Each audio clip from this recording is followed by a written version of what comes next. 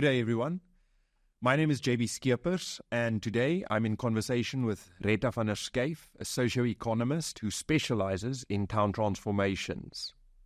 Hi, Retta. Hi, JB. Hi. Lovely to see you again. Great to see you as well. So the last time we saw each other, we had a deep dive into one of the projects that you worked on, namely around the town of Oranjemund. But I do understand that there is a similarly interesting project that you're involved with, focused on Lüderitz, another town. That's right. So to kick us right off and to give our listeners and viewers a bit more of context, where's Lüderitz? And maybe you can elaborate a bit on the history of Lüderitz, just so that we know what we're dealing with. Sure. Intentionally or ironically, Lüderitz is only about 250 kilometers directly north on the west coast of Namibia and north of Oranjemund. So actually very close to the town of Oranjemund where I've previously worked. It is a coastal town, and in terms of at least its recent history is, at least in the last couple of hundred years, also a mining town, but in this case an open mining town, and also a town that more recently is known for fishing and fisheries. A small harbour had been established there and therefore allowed for the unlocking of a fishing industry, and then some micro-tourism offerings are being hosted in that town as well. Very recently, the mining industry to a great extent has collapsed, and therefore it's now opened up this question of what could the future of Lüderitz look like. Okay, so not quite like Oranjemund where it was only mining, but mining was playing a major role, but Correct. There is still fishing and other industries previously established. Absolutely correct. Okay. And also it was a public town quite early on, so it doesn't have the same kind of idiosyncrasies that's perhaps tied to a private and a closed town. Okay. Now, why does Lüderitz need to transform? Fascinating opportunity, because in the case of Lüderitz is the government of Namibia, as part of the decarbonisation strategy world, have identified this opportunity to actually, through the introduction of industrialisation programs, unlock the potential of Namibia to form part of the green hydrogen movement. And through a happy accident of history, that part of Namibia in particular leans itself to optimal production of this new product that can then contribute to decarbonisation strategies. And of course, if you have such a leading industry, if you are clever, you can around that build all sorts of other economies that then sits in the value chain that can densify that opportunity. Okay. So that's the real impetus. But coincidentally, also oil has unintentionally or unexpectedly been discovered on the coast of Namibia that also might allow Lüderitz to be the place from which that industry is served offshore. But that's alongside then all sorts of other economic development opportunities that's also been earmarked for that area. But the catalyst there has been industrialization programs led by the government that's unlocking huge potential. So maybe you could talk a bit about scale, because a mine has just closed down. So does green hydrogen just replace the mine and oil sort of on the side, or what's the scale that is now being considered here? As I understand it, at least, the green hydrogen initiatives has the potential to have much larger scale. And again, I guess to an extent your question alludes to how would one define scale? Will you define it by the GDP that it produces? And in that case, one would say, yes, absolutely. It will surpass the GDP production if in fact, of course, it's delivered to the full intent of the current view or ambitions of this new industry. If one look at the number of employees as a scale perspective, one could also say that green energy or green hydrogen production or, in that area could, from an employee perspective, also then surpass the potential economic contributions and socioeconomic contributions of mining. And when you say surpass, what scale are we talking about in that regard? I think in this regard, I'm referring to the size of the town. So it could lead that on a permanent basis, at least from green hydrogen. And this is now if I divorce all sorts of other industries that's got a potential into that area, it could be 3 times the size in terms of town requirement that is required by the green industrialization industries in that area. If all of the other industries come to fruition, it might be much larger, even over the next 10 years, up to the notion of 10 times the size of what the town is today. So that's an enormous growth. And what is the current size of this town? Lots of speculation about the accuracy. The latest census did put it around, as far as I understand it, around the kind of spectrum of about 16,000 people. Okay. But I think anecdotally, there's an impression that if you also count a lot of the informal settlements, that it could be as high as 30,000 at this point in time. Oh, wow. So yes, you do the math. That's quite a jump. Yes. But I think we, at least for this stage and early stages, would make a prediction that it's 3 to 5 times the size on an ambitious level. The difference between our previous topic, which was focused on Oranjemund versus Lüderitz, is this is a town that's on the ascent. And Correct. It's already gone through its contraction, and now it's through a rapid ascent. Maybe you can unpack a little bit more. What does that actually mean? I think it's just a whole kind of energetic state around the transformation, and the whole impetus for it is quite different. So in the case of Oranjemund, like you rightly implied, at that point in time, there was a real crisis to actually, in a sense of urgency, to actually save the town or to avoid it getting to a state of being feral or derelict. So it was actually an economic rescue or economic critical risk factor that needed to be mitigated. Lüderitz got a lot more lucky, and in this case, it's all about economic growth potential that needs to be unlocked and enabled. And of course, we all understand that second example is a lot more fun in a way, and also attracts a lot more potential, because of course, growth or even the notion of growth would immediately allow for more natural interest, as opposed to a lot harder work that had to go into the Oranjemund case to create at minimum initially artificial interest on which a new trajectory could be set. Okay. So yes, the Oranjemund and Lüderitz case are really very different. And it's also 10 years apart to an extent. Yes. And a lot more learnings have come about, a lot more maturity in the country. And I think therefore around the case of Lüderitz, there's a lot more aligned political will and a lot more commercial interest, both locally, but also, of course, internationally. Yes. As part of this decarbonisation interest, in particular in the space of green hydrogen. I see. So you speak of lucky because it's on the ascent. You speak of already an existing public sector, so there's not that strange transformation that has happened. Correct. So where's the complexity and where are the opportunities in this case? Just before I qualify, I mean, yes, Lüderitz did get lucky as a town, but I don't want to, in that process, perhaps forgo the foresight of the government to be quite active in initiating industrialization programs that have stimulated this luck. So it's not entirely just lucky. There's been a lot of intellectual and economic planning and thinking and proaction on behalf of the government. So I think that's just one thing that I want to kind of make sure we kind of completely understand. And then in terms of the second part of your question, the macro way of how I want to answer your question in terms of opportunities is, first of all, is if at least the green hydrogen initiatives come off, but of course including the oil and all sorts of other industries like aquaculture initiatives that's been identified, steel and other manufacturing opportunities. But at minimum, if even just the green hydrogen initiatives come to fruition, you stand a huge risk to change the trajectory of GDP contribution to the country. As far as I understand, it could almost double the country's GDP intake, which is an enormous opportunity. So that is on a national level, I think, the opportunity that this development presents. But I think bringing it closer to the town transformation elements on a much more local level, being to the town, but also the small region or the constituency of Naminus, as it's referred, or even the broader region of Karus region, it's a huge opportunity to bring about economic development, not just by these critical industries, but from that, it brings a wave of economic development on which one could latch all sorts of other textured economic opportunities that give job creation that is currently missing in this environment, which then leads to that third angle, which is the socioeconomic or social upliftment that can come or be unlocked through economic enablement.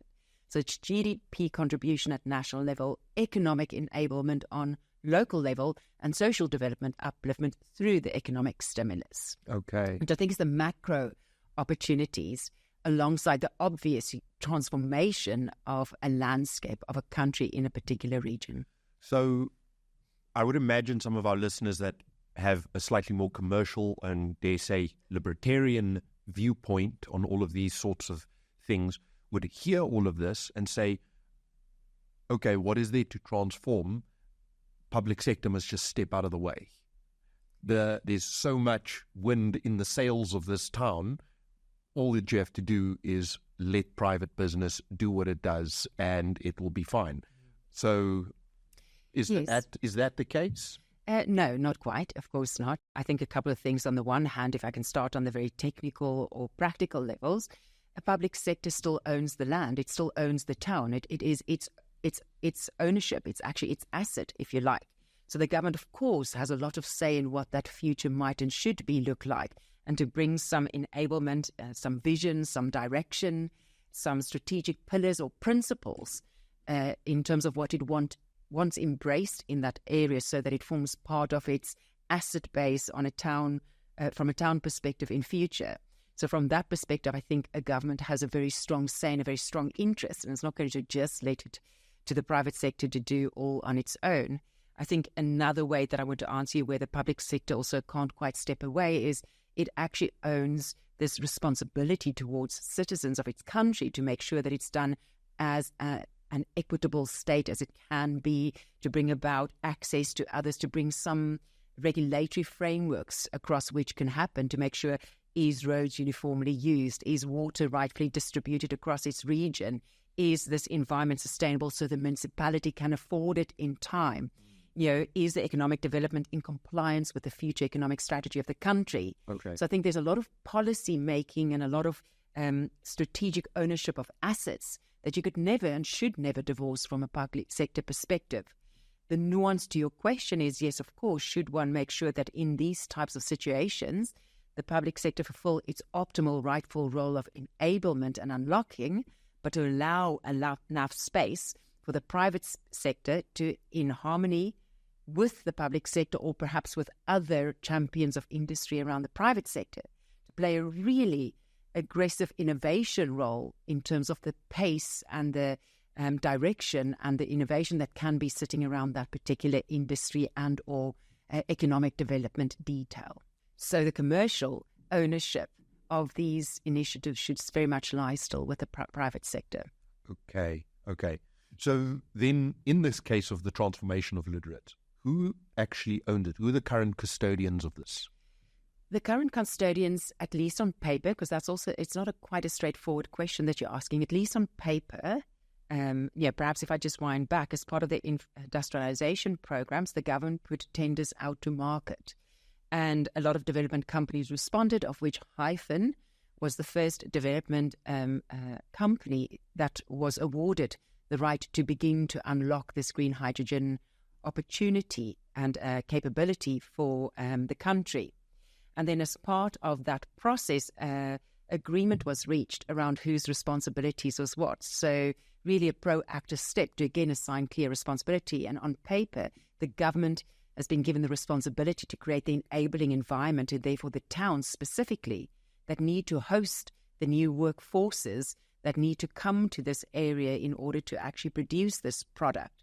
But I think the way it's going to happen in practice is like it normally should, actually in all cases internationally, is there's a lot of collaboration between the private and public sector to kind of make sure that the opportunity is optimized, and to kind of find a rhythm where the public sector plays the roles that it can to attract funding, to unlock very strategic decision-making, to bring about economic development enablement, whether that's the case of road access or water sources, or just kind of the territories of the town, to kind of make sure that there's clear decision-making around that, but to allow the private sector to actually also play a contributing part, as you would normally find, where the private sector also leads a lot of the developments in that space, whether it's the housing for their employees, which is the expression of the recreational needs that they have, but it is actually where some of them might kind of start the notion of healthcare contributions to what the public sector already offers, and then slowly through that the private sector really establishes itself,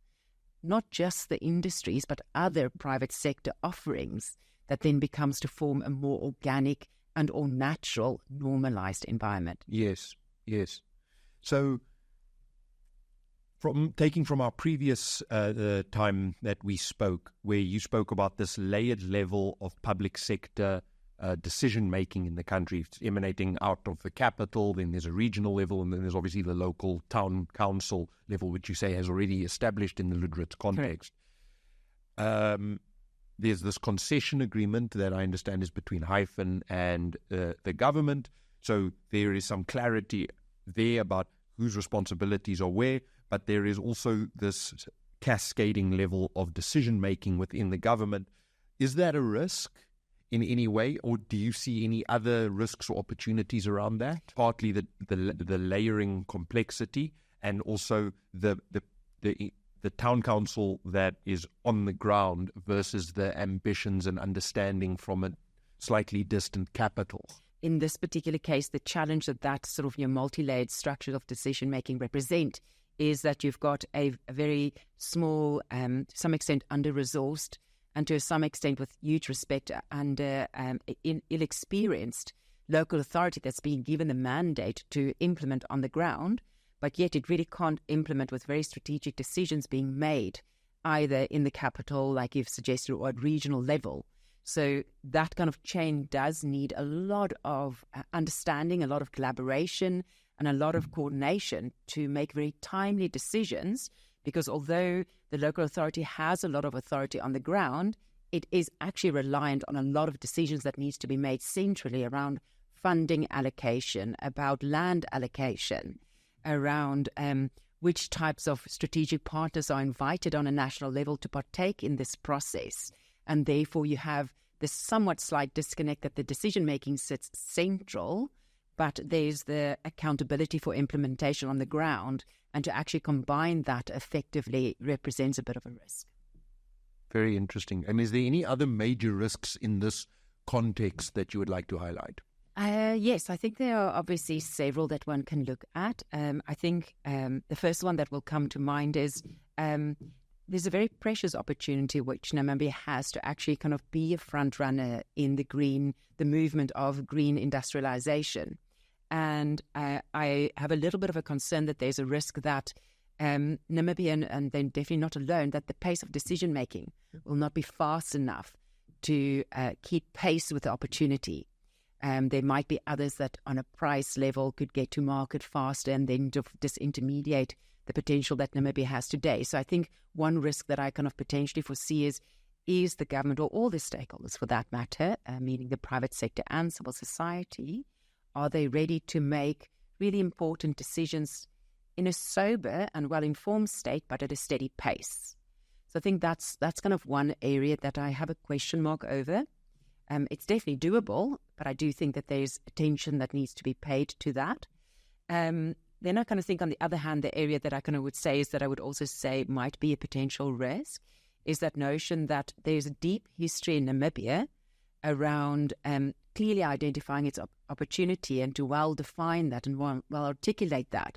But the focus and the kind of accountability around delivering, so the execution, so getting to execution and to execute appropriately for where you at that stage of the project. So a little bit like we discussed in the case of Oranje, this notion of first things first. Yeah, how do you get to make sure that you get the foundations right and not over-invest too soon or under-invest too slow? So how do you kind of get that balance right of making sure you drive towards implementation in a very realistic and sober state, whilst on the one hand not underestimating the opportunity, but on the other hand also not be overly ambitious too soon and overinvest in the wrong things. Yes. Before you have a real clear vision of exactly what you want to achieve within what time frames. Yeah. I'm not saying that vision needs to be static. Yes. Of course, it could be dynamic, but how do one make sure that in a given point you know exactly where you're going and you're putting down the foundations for that next phase of development in a very clear and sober fashion? And that's where some of the complexity sits. And I think risk sits to get it a bit wrong. And recalling from our previous conversation, we had spoken about the potential distraction of proposals such as casinos, such as malls, yes, etc. Are you seeing a similar thing occurring here? Yes, not perhaps of that level of detail, but I do see that there's a slight disconnect where some people have a very real view that this place will actually be something like 20 or 30 times its size within the time frames we're talking about. So they have almost an over-ambitious expectation of that environment. And I think per se there's not much wrong with that, but that can't be your starting point. So I think, again, sort of have a little bit more modest aspirations, not saying that that's where you want to end it. So do create the environment that unlocks potential for broader development. So don't block that off, but actually kind of just bank on very sober phases of development being reached. Yeah. That responds to the need, for sure, of the industries, and in order to host them comfortably, but also kind of do allow for opportunity for further development if that transpires, but not to kind of over-invest without having a tax base or an industry maturity that you can bank on and then safely direct, especially in developing countries. We've got somewhat limited resources and need to kind of be very strict in your prioritization of what you're allocating to what, to make sure it's appropriate allocation for the opportunity and not at the cost of something else. Yes. And I think for the government to make with support that informed decision-making, I think would be both an opportunity and a risk to hedge against. Okay. So, yeah, you basically say the former small town local council and broader stakeholders group, they need to now move into a larger context, but they need to start off with some small wins. Correct. And modest. And maybe it doesn't even, it could be somewhat brave step, but it can't be kind of completely aspirational. So, for example, again, maybe in this case, you can say as well, how do you actually here prioritize housing needs above, let's say, building out a deep waterfront recreational area? I'm not saying that recreational area is not, vitally, a vital component that should be on the horizon, but not the place where you're going to start.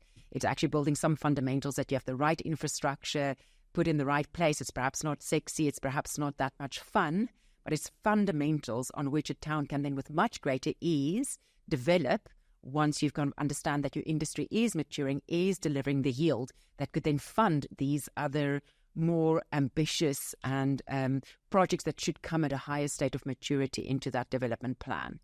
And again, also here is the other way that I'd like to answer that is a lot of people come with the potential of hope into a place like that. So a lot of investors come with a promise of what they will develop, with what they can bring to the town, but without having yet proven their feasibility.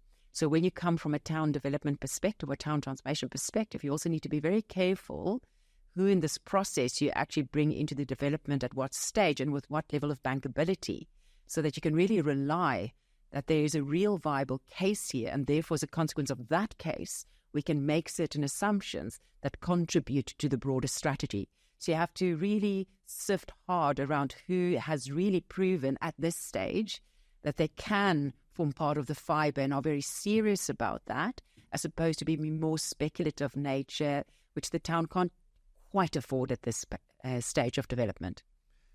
And I'd like to understand, what are some of the successes that you have seen that are at least indicative of the right direction being taken? Quite a number. First of all is that the private sector has kind of, with the government worked towards putting, this foundational investment into town transformation in place. That in itself is already showing me good commitment. So that's... And what does that mean? Was that Salience being appointed? Yes, Salience was appointed to actually do foundational planning around what a town transformation program could and should look like. Okay. And based on what reasons and based on substantiation. So a framework has already been given that I think a lot of work can be built from. Developed by Salience. It's developed by Salience, correct. And now it's really kind of, for the public sector to make a next phase of decision-making around how it wants to take that forward. So I think that that's a major win.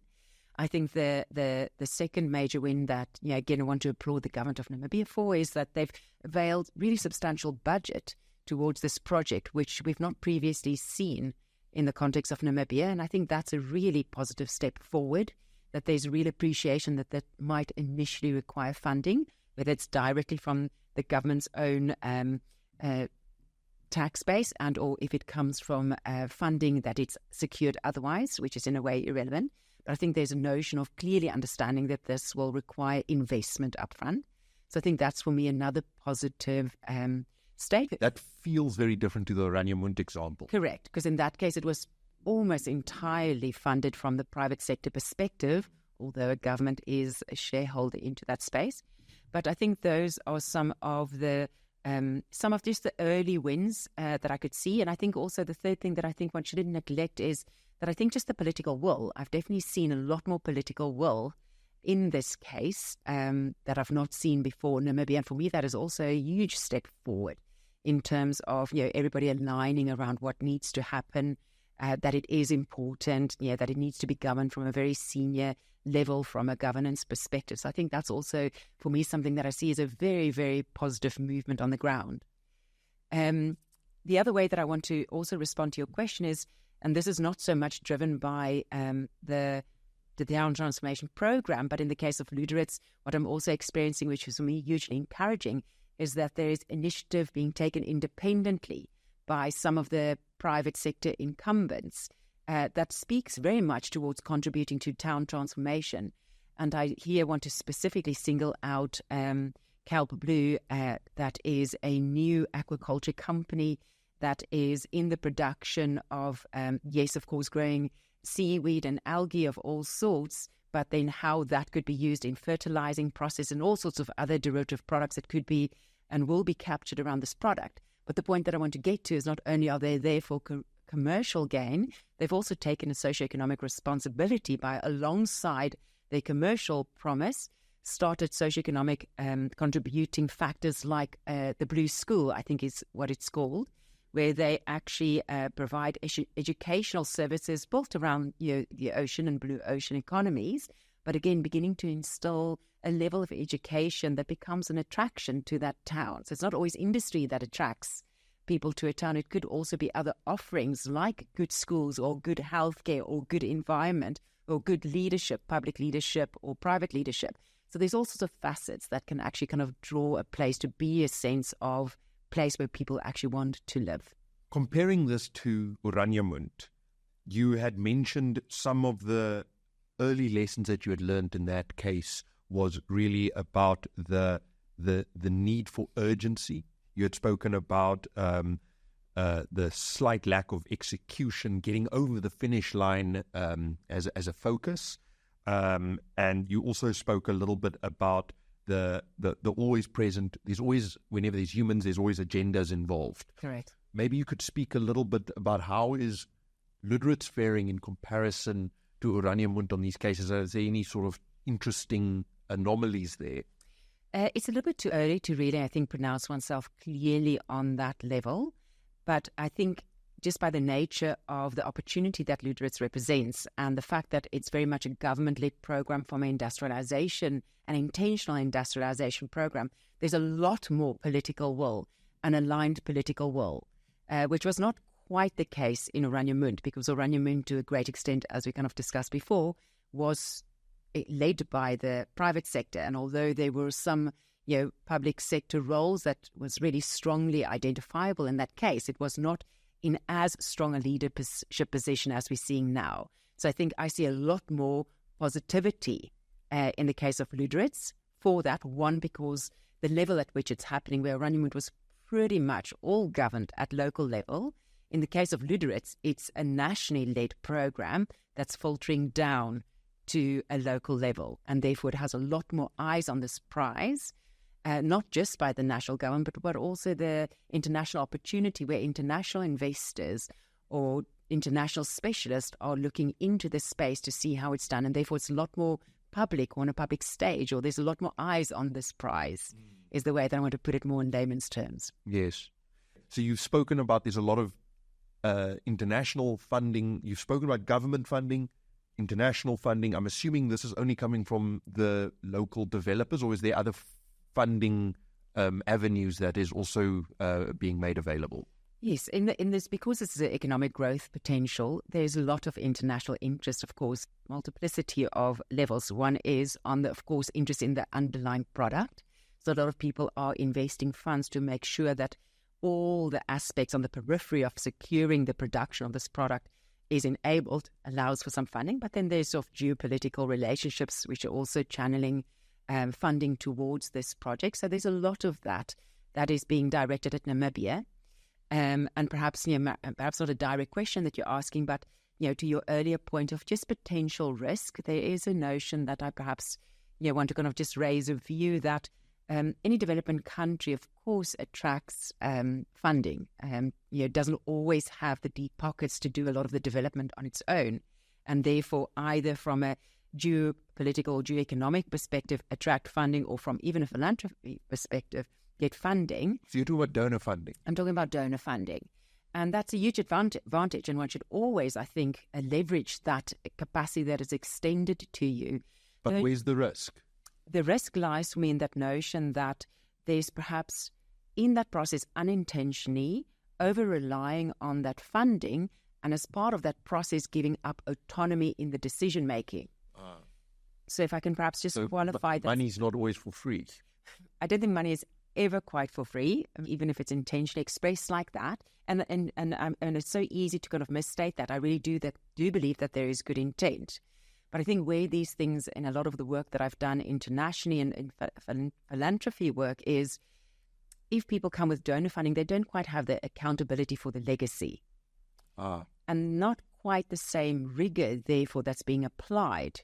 And therefore, in this case, I would definitely say that, of course, donor funding, and not just the funding, the intellectual capital and the experience that can bring alongside with it, just have to be approached and incorporated in a very sober way so that the ownership and the accountability of the strategy is very much incubated from a Namibian perspective and owned in terms of accountability, but welcomed in terms of contribution. So it's just a shift in balance. Where I kind of think there's an important opportunity. I wouldn't actually call it a risk. I would say there's opportunity for Namibia to reconsider its relationship in terms of how donor funding is employed and incorporated, especially in complex development projects like these. And to close off our conversation today, what would you advise Namibia to do at this very point, August of 2024, now going forward? I would begin by saying that to pick up a bit of pace in terms of beginning to focus towards execution. I think there's been an extraordinary amount of investment that's been put in place in terms of planning and assessing the problem. But I think in parallel to further planning, so I'm not at any point saying that the planning needs to stop, quite the contrary, much more detail needs to be fleshed out around the framework that's been put in place, but that they kind of, invite themselves to actually kind of pick up a bit of pace in terms of the implementation focus. So that's kind of one overarching recommendation that I would give. But I do think there's a lot of self-reflection in government, and they're probably well aware of that reality. So therefore, stepping in a little more directional in terms of more technical components is we have, as part of our process in the Lüderitz case, also recommended that they either look at framing a special purpose vehicle around this project, or perhaps that is increasingly be done elsewhere in the world, that special legislation is passed around this transformation project. And why one should do that is to make sure that you actually kind of create an entity or a mechanism that will allow this project to be framed clearly and cleanly so that it could be protected against unintentional potential political disruption or changes in political policy or changes in appetite of what needs to be prioritized when, so that there's a strategy that's been embarked on that is clearly defined and is then protected through a framework of either special legislation or special purpose vehicle that could then be cleanly mandated, irrespective of fluctuations and changes, for at minimum a 15-year period that has a very clear mandate, with very clear boundaries, with very clear goals, with very clear ability to attract and direct funding, but also to be held account to that in a very different way, which is not quite the case of how one could hold a normal project otherwise governed by the public sector to account. And again, it's not the notion of holding the government to account per se, it's actually make sure that the vision that the government identified is really given the best opportunity to be brought to fruition, yes, regardless of who is in leadership and in what position when. Okay. We know how fast ministries change position, and then perhaps the understanding of that legacy and the thinking and the depth that set the course is lost. So it's actually to secure the strategy. It's a positive, it's an offense approach. It's not a defense approach. Yes. I think that would be my one recommendation that I think is fundamental. And I think my second recommendation would be is to kind of have somewhat of appreciation that this is a new skill set that Namibia has not yet had the opportunity to deeply develop capabilities in, and therefore to build trusted partners internationally or locally to actually help them along the process, but to pick partners that can enable them to actually make sure that the skill set is embedded within government or elsewhere. It doesn't have to be in the public sector alone, but that this opportunity becomes also a blueprint and a learning opportunity for the country that it could apply to other economic development strategies that it will almost certainly develop as time progresses. So to invest in that skill set and make sure that that becomes a core capability of the country, that it could then eventually perhaps even export to the rest of Southern Africa. Yes. Oh, that's fantastic. Yeah, so really starting to incubate the trial into a marketable future that Namibia could also offer. That is absolutely fascinating. Is there any closing points on this very interesting and very current topic of Lüderitz that you would like to highlight about transformation? The only thoughts that come to mind is I think that it's not often that a country or a place has this extraordinary opportunity where it can really change the trajectory of the country. Yeah. And I'm very, very sure and understand that that opportunity is understood. And I'm so excited for Namibia of what it can unlock if it's being brought to fruition, not just in terms of the economic landscape that we can change, but the socioeconomic transformation, and almost kind of create a very different trajectory for Namibia in terms of its geopolitical role, its role in Africa, but it's also its evolving sense of identity, who it is, how it stands up and the active part it's playing in the world, and, being in a very different position to what it might have been 10 years ago, 5 years ago. So I think my parting observation would be this is an extraordinary opportunity that doesn't come along often, and I really, really am behind Namibia capitalizing on it. And we need to get it over that finish line. And need to get it over, which is the all-important focus on implementation. Yeah, not waiting with plans, not just waiting with appointing people, but actually getting over that finish line. Exactly, and it's rich coming from somebody like me as a perfectionist. I want to get it right before I start, but I think here is kind of just actually begin to walk the road. The perfect planning is a potential misdirection. Your perfect planning is going to get in the way. This is heuristic strategy where you need to kind of put some runs on the board without fully knowing exactly how it's going to unfold. And that's the complexity, is to actually continuously define the vision and the strategy as you progress, but of course make your early steps with enough certainty. But there is going to be risk in the decision-making, which is an unfamiliar territory for many people in these town transformation programs. Yes, first things first. First things first, for sure. Rita, thank you very much. This was a fantastically interesting conversation. I've definitely learned very, very much. And thank you to all of the listeners for joining us today. Thank you. Thank you, JV.